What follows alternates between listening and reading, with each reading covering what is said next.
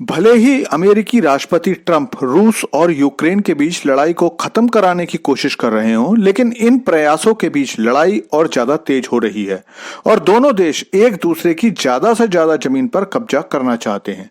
और इसी सोच के साथ आज यूक्रेन ने रूस पर पिछले 6 महीनों का सबसे बड़ा हमला किया।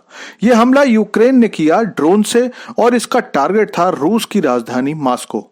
यह हमला इतना बड़ा था कि इसके बाद रूस ने मॉस्को और आसपास के 3 हवाई अड्डों को बंद कर दिया, जिसके बाद सैकड़ों उड़ानें भी बंद कर दी गईं। तो चलिए जानते हैं सारी खबर और ये भी पता करने की कोशिश करते हैं कि रूस ऐसा क्या कर रहा है जिसकी वजह से यूक्रेन को इतना बड़ा हमला करना पड़ा। तो दोस्तों, रूसी राजधानी मॉस्को पर हुए जबरदस्त ड्रोन अटैक से निपटने के लिए रूसी सरकार ने मॉस्को के साथ साथ आसपास के कुछ हवाई अड्डों को बंद कर दिया है और फिलहाल उड़ानों के आने जाने पर पूरी तरह से प्रतिबंध लगा दिया है। दरअसल रात में मॉस्को के ऊपर यूक्रेनी ड्रोन्स ने एक बड़ा हमला किया। इसमें एक व्यक्ति मारा गया और 3 लोग घायल हुए हैं।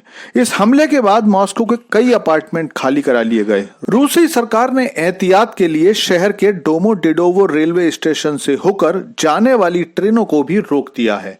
रूस के रक्षा मंत्री ने बताया कि कुल 337 ड्रोन्स को रोका गया, जिनमें 91 ड्रोन मॉस्को के ऊपर थे। लेकिन अब सवाल उठता है कि तब जबकि ट्रंप हर कोशिश कर रहे हैं कि लड़ाई रुक जाए, तो लड़ाई में तेजी क्यों आ रही है? तो इसकी वजह है रूस का यूक्रेन पर जबरदस्त हमला। दरअसल कुछ महीने पहले यूक्रेन की सेना और यूरोप के सैनिकों ने रूस के कुर्स्क इलाके के बड़े भाग को अपने कब्जे में ले लिया था। उसके बाद रूस ने धीरे धीरे उस हिस्से पर दोबारा कब्जा करना शुरू कर दिया, लेकिन अभी भी काफी एरिया यूक्रेनी सेना के कब्जे में है। लगभग 1 हफ्ते पहले रूस ने फिर से इस क्षेत्र पर एक बड़ा हमला बोला। इन तस्वीरों से आप खुद अंदाजा लगा सकते हैं कि कितनी तेजी से रूस कुर्स्क पर फिर से अपनी पकड़ मजबूत करता जा रहा है।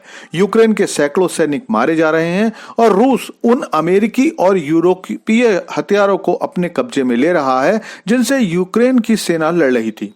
इन हथियारों में सैकड़ों अब्राम टैंक हैं, जिन्हें दुनिया के सबसे अच्छे टैंकों में गिना जाता है। लड़ाई जल्दी ही सिटी ऑफ सुल्जा तक पहुंचने वाली है, क्योंकि पुतिन अब ढील देने के मूड में नहीं है।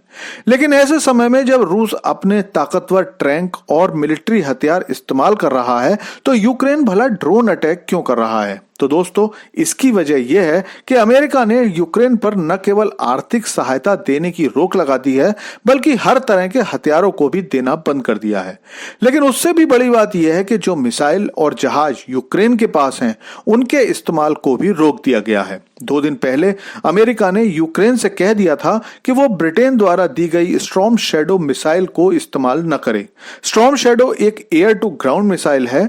अमेरिका ने धमकी दी कि अगर यूक्रेन ने उसकी बात नहीं मानी तो वो यूक्रेन की सेना के F-16 जहाजों को किल स्विच बटन बंद कर देगा, जिसके बाद F-16 नहीं उड़ पाएंगे।